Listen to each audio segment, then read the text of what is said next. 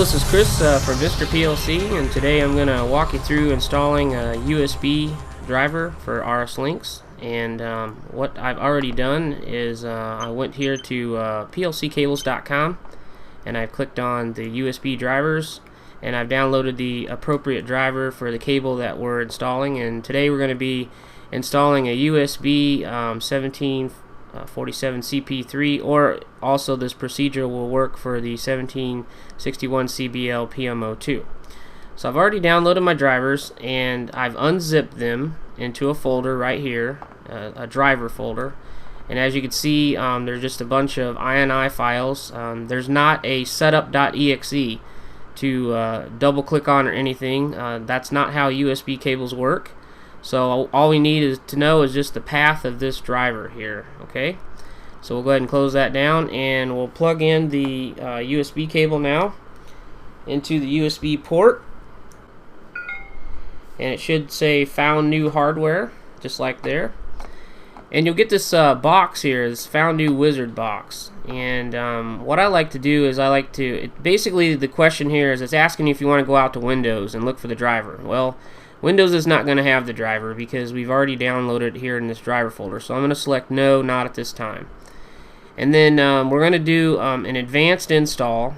And this will allow us to pick the directory that the driver is in. So we'll hit next for that. And in this case we want to search for the best driver, and we're going to include this search destination. And if you want to, you can browse to the folder that you unzipped. And in this case I put it on the desktop, and there's the driver folder. I'll say OK to that, and it'll go out, and you'll get a depending on which cable you have. In this case I'm using an older cable. It doesn't have the Windows logo testing, so we're going to get this warning here. Just say continue anyway to this window here. It's fine.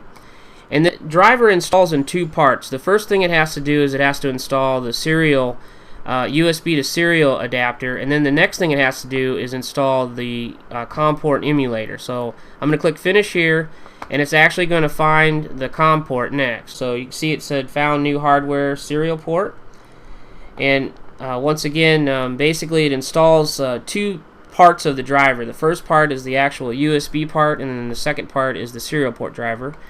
So we've got the same exact windows, found new hardware, and we're going to say not at this time to go out to Windows and look for the driver. We're going to click advanced, and then we're going to browse to our folder that we downloaded and unzipped, and it's right off the desktop. So we'll say OK there. And we're going to get the hardware logo warning again. Just say continue anyway to this window, and it'll go ahead and install the serial port portion now. So at this point we'll say finish. And we should get a confirmation down here that it says Windows says your hardware is ready to use. So let's go confirm that. And also the other thing that we need to know is we need to know what COM port it installed it on. So let's go to My Computer and Control Panel, and this is where we're going to figure out what COM port it's installed on. We're looking for the system icon, so we'll double click on that. And in the system properties there's a tab called Hardware tab. Click on that, and then we're looking for Device Manager. Now for Windows 7 it's exactly the same. We're just looking for the Device Manager, and in here is where all the hardware of your computer is. So what we're looking for is the COM ports. It's going to be under ports, and as you can see it installed it under COM port 5. Now older software likes COM ports 1 through 4. And so I kind of have a rule of thumb that I like to change that to a COM port that's below COM 4. So let's go ahead and do that while we're here.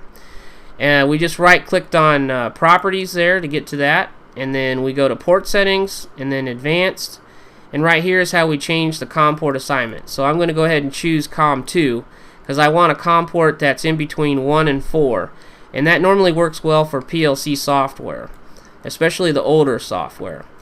So we'll go ahead and say OK to that, and then in order to confirm this we're going to have to close Device Manager and then reopen the window to confirm that we're on COM 2. So we're now officially on COM 2, and we also know what COM port we need to go ahead and use RSLogix at this time. So let's go ahead and close that down. We're ready to go ahead and start RSLogix Classic for Rockwell Software. and in this case I'm using version 2.55. And the first thing that we want to do is we want to go to this Communications tab and Configure Drivers. And we are connecting to a MrPLC 1000, so that uses RS-232 DF1 to communicate with. So we're going to configure an RS-232 DF1 driver for RSLinx. We'll go ahead and click Add New. You can leave this as a default DF1. And now that we know what COM port we're on, we're going to choose COM2. And also we've got to pull the pull down and choose SLC Channel 0 Micro. And make sure that your cable is already connected to your MrPLC, and then we're going to use the Auto Configure button to go out and have Linx query the PLC. Now the PLC has a default setting in there out of the box, and this just happens to be the baud rate setting for that. It did find that OK, so we'll say OK to this question. And we'll close this configure driver box, and now we're ready to open the browse window here, and it should go out and find the MrPLC. In this case, that's what it's done there. So we're done with Linx at this point, and we can minimize Linx, and now we're ready to start our programming software. In this case is going to be Logix 500, and I'm using the free version of Logix 500. Which is version 7.1 in this case, and there's actually a new version out there, version 8. But in order to get Logix to communicate, I like to go to Comms System Comms. Some people do the online upload thing, and I think sometimes that causes issues, but I found that if I always go to Comms System Comms, I have a good success rate. And you'll see that it brings up a mini browser of links inside here.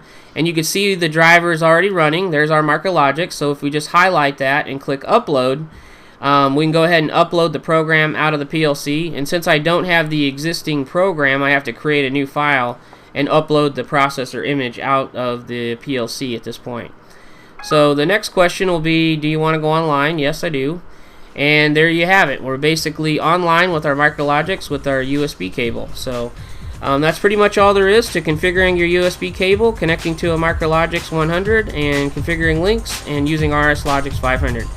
Thanks for watching this little video tutorial. This is Chris from MrPLC.